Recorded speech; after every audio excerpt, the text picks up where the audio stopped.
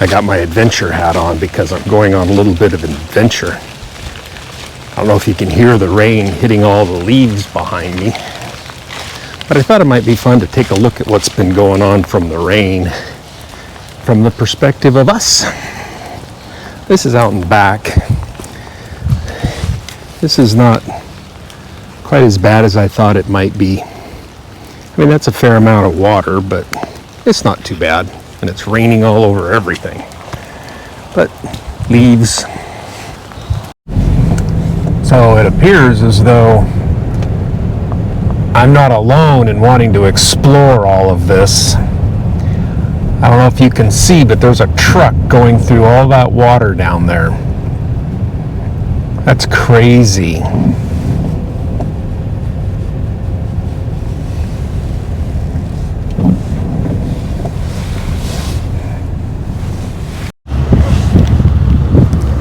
So this area is usually like a pumpkin patch. You may be able to see the pumpkins floating out there. The water's slowly moving. This is crazy how high this is.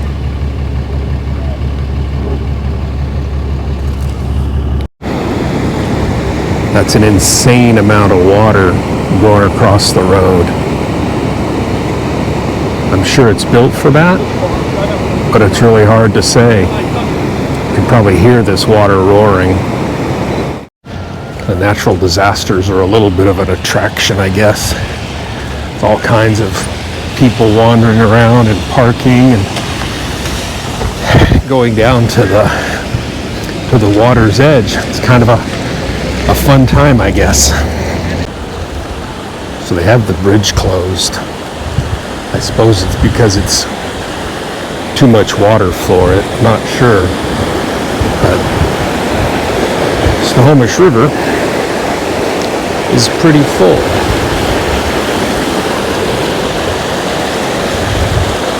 Normally you could drive under there in order to go over to the park. But you're not going to do that now. Kind of wonder how long these trees would be able to stand having water run around their roots like that. I guess a closed road doesn't necessarily mean a closed road. If the bridge is closed, I'm not sure why it's okay for pedestrians to come out on it. But I figured I might as well. It's a lot of water. It's a little disorienting to be standing here looking at the camera with all this water flowing underneath my feet.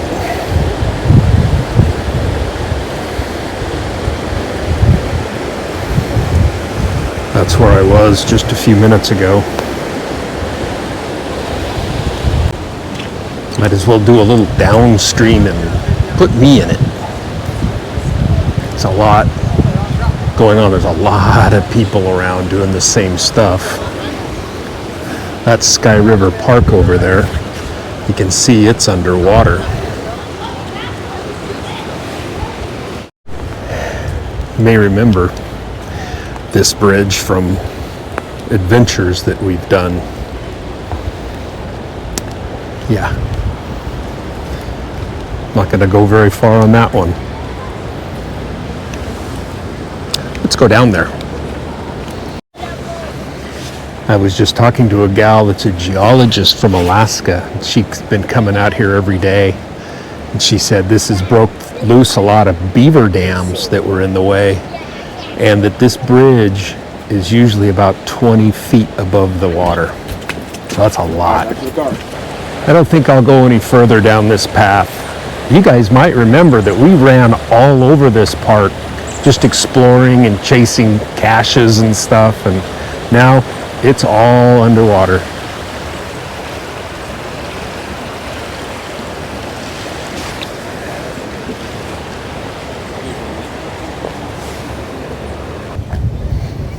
Whilst I was out, I decided I should stop by and take a look at Sky River Park. That's a road. Speed limit's 10 miles an hour, but you're probably not going to go that on it.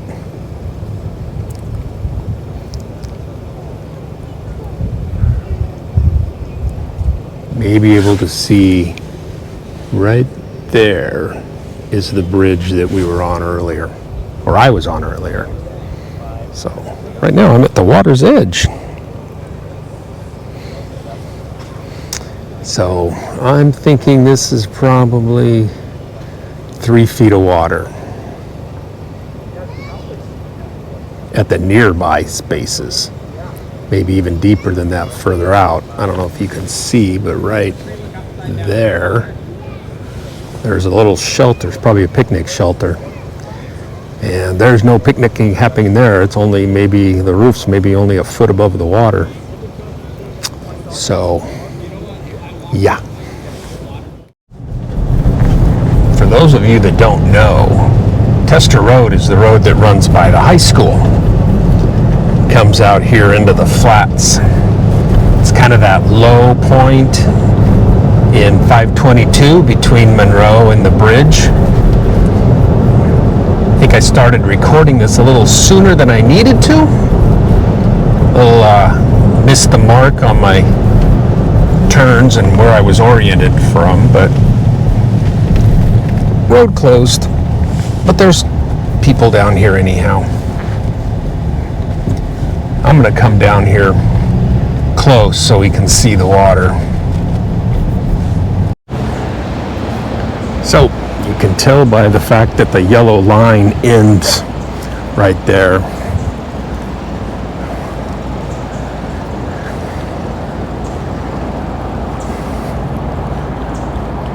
That green box right there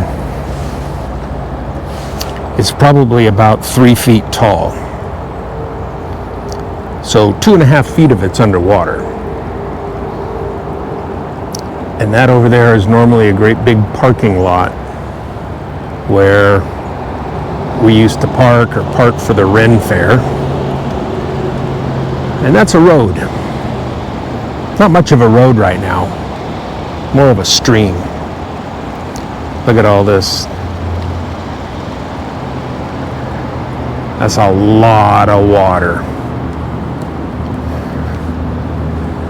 The Snohomish River is that way. So all of this is coming from over there or from up that direction. I'm not 100% sure. But there's my truck. Oh, let's go over there. That looked interesting.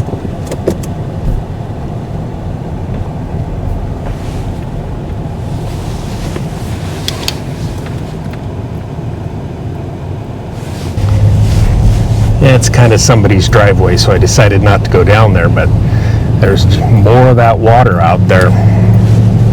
So I received a tip that there might be some sandbagging going on. So we got to go see what that's all about.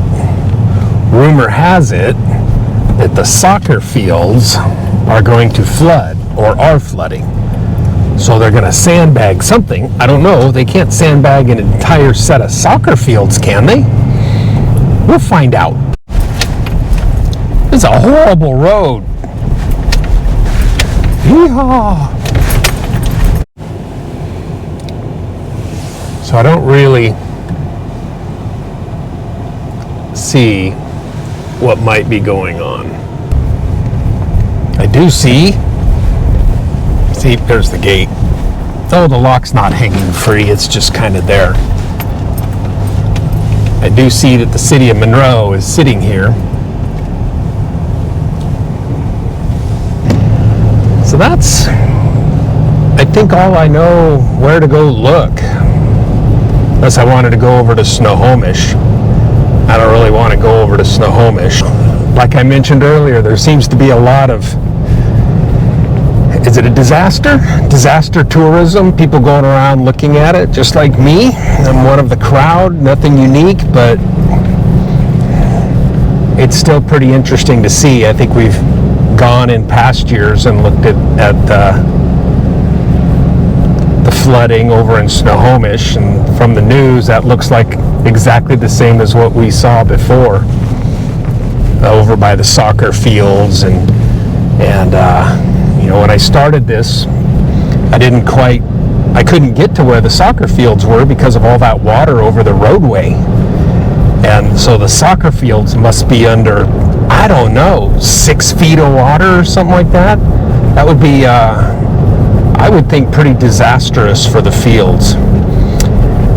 Anyhow, I just thought it might be fun to take a little tour of Monroe's part in all this stuff that's going on and share it with you. Bye.